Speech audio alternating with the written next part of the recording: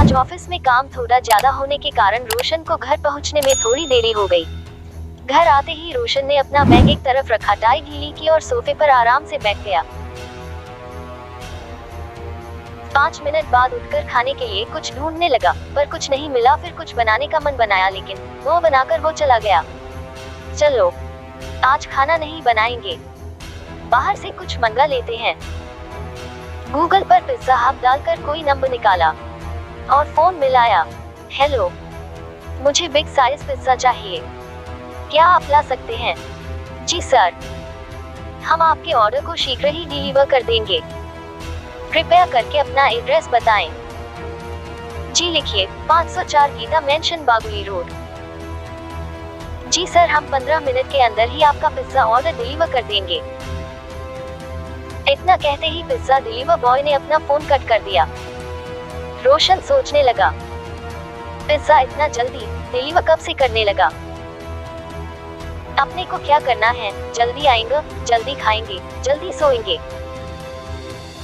10 minute बाद bell बजती है और आवाज आती है पिज्जा। रोशन, अरे इतनी जल्दी? रोशन ने उठकर दरवाजा खोला।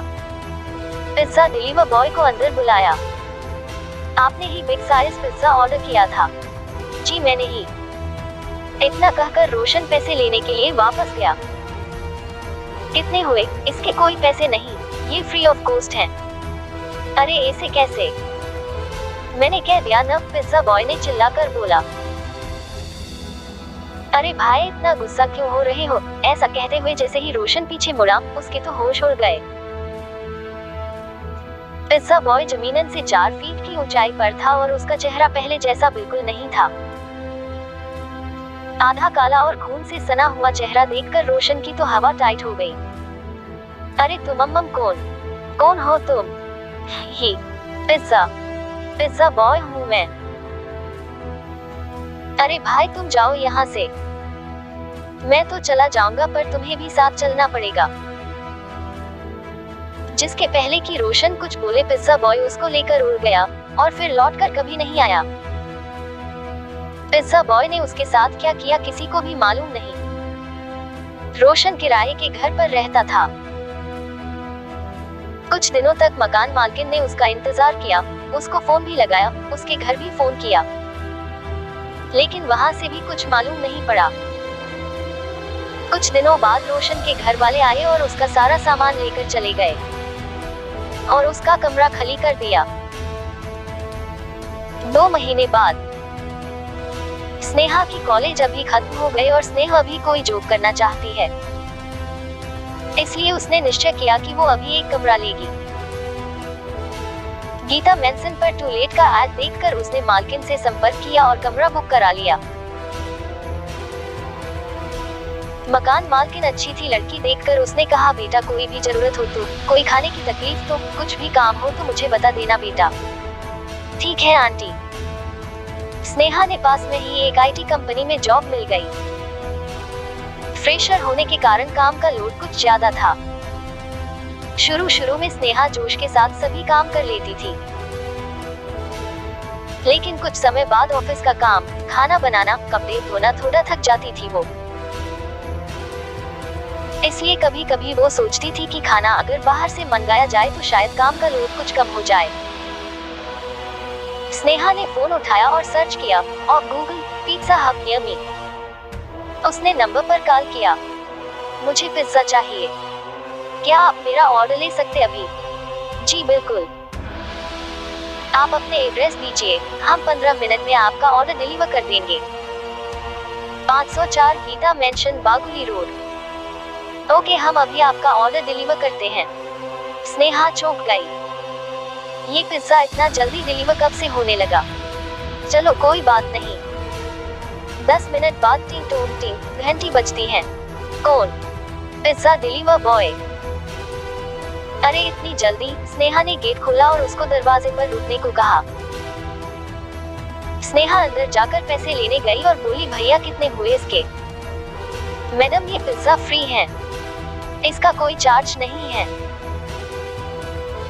स्नेहा हैरान होती हुई जैसे ही पीछे मुड़ी उसने देखा कि पिज्जा बॉय अपना गेट अब चेंज कर चुका था। पिज्जा बॉय 30 डिग्री के कोण पर झुका हुआ और जमीन से 4 फीट की ऊंचाई पर था। स्नेहा एकदम से बेहोश हो गई और गिर गई। पिज्जा बॉय उसको उठाकर ले जाना चाहता था, लेकिन स्नेहा के गले में यीशु का लॉकेट था, इसलिए पिज्जा बॉय छटपटाते हुए वापस चला गया। अगले दिन स्नेहा ऑफिस के बाद घर नहीं गई, वो सीधा चर्च के लिए निकल गई। स्नेहा ने फादर को सारी बात सुनाई। फादर ने कहा कि कोई बात नहीं बेटा, तुम इस लॉकेट को कभी अपने गले से बाहर मत निकालना, गलती से भी मत। बहुत ही जल्दी मैं तुम्हारे घर को जल से पवित्र कर दूंगा। अब तुम निश्चिंत होकर घर जाओ। स्नेहा अपने घर लौट आई। स्नेहा ने अपनी सहेली दिया को फोन किया। दिया, क्या तुम आज फ्री हो? दिया ने हाँ भरा और कहा मुझे थोड़ी देर हो जाएगी, पर मैं आऊंगी जरूर। ठीक है, बाय। दिया ने फोन कट कर दिया। 1 घंटे बाद टिंग टंग टिंग घंटी बजती है। अरे दिया, तुम इतनी जल्दी? अरे मेरा काम जल्दी खत्म हो गया तो मैं जल्दी चली आई। तुम बैठो, मैं अभी नहा कर आती हूँ। ठीक है। स्नेहा नहाने चली गई।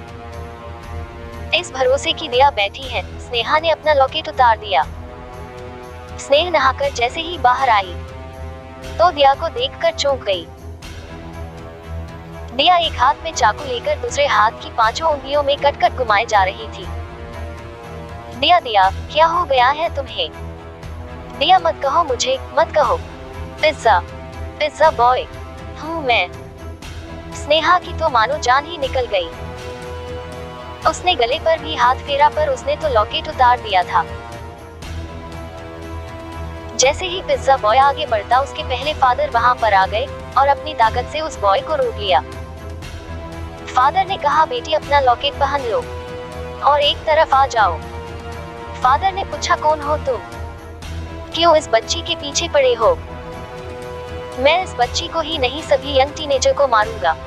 पर क्यों? तुम सब मासूमों की जान लेने को क्यों तुले हो? वो सब मत पूछो। मुझे छोड़ो, छोड़ो मुझे, छोड़ दो मुझे। पहले तुम परिचय बताओ, बताओ क्या हुआ तुम्हारे साथ?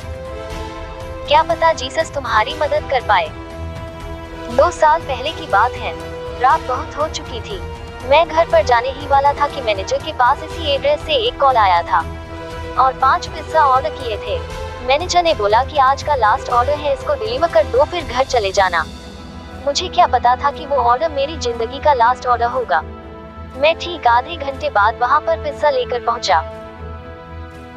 मैं उनको पिज्जा दे ही रहा था कि मुझे फटकार लगाई गई कि इतना लेट क्यों आए। साहब, रात बहुत हो गई है, इसलिए सारे वर्कर्स घर चले गए हैं, इसलिए थोड़ी देर हो गई है। पांचों के पांचों शराब के नशे में धुत थे। कोई भी मेरी बात सुनने को तैयार नहीं था। मैंने उनसे पैसे मांगे। बहुत रिक्वेस्ट करने के बाद भी उन्होंने मुझे कोई पैसा नहीं दिया। मैं थोड़ी देर वहीं पर खड़ा रहा। मैंने फिर मांगे तो वो सभी मुझे मारने लगे। सभी ने बारी बारी करके मुझे मारा। मैं खुद को संभाल नहीं सका। वो मुझे पित्ते पित्ते खिड़की के पास ले गए और वहीं से मुझे धक्का दे दिया। फिर मेरी कहानी खत्म हो गई। लेकिन जो भी इस घर में आकर रहता है, उसका पिज्जा का ऑर्डर मैं ही लेकर आता हूँ और सभी को मार डालता हूँ।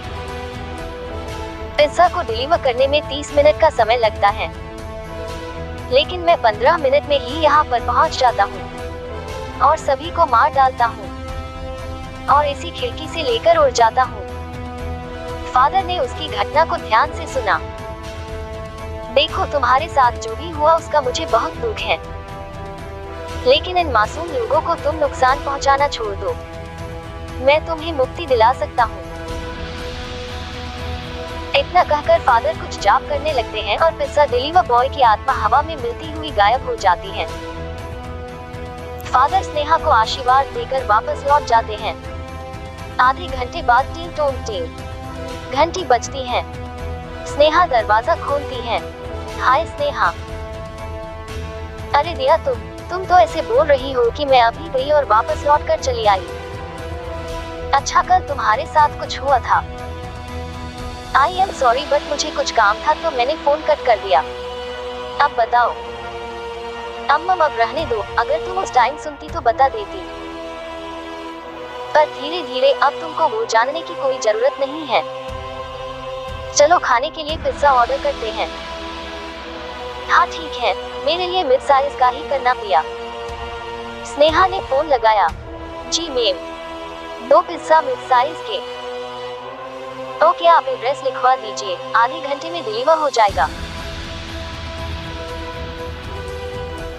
इस भूतिया डरावनी कहानी horror stories in Hindi pizza deliver boy से क्या सीखा? अपने स्वार्थ के लिए किसी को भी रत्ती भर का भी नुकसान मत पहुंचाओ, क्या पता कल उसकी आत्मा हमसे ही बदला लेने के लिए यहाँ पर रुकी हो।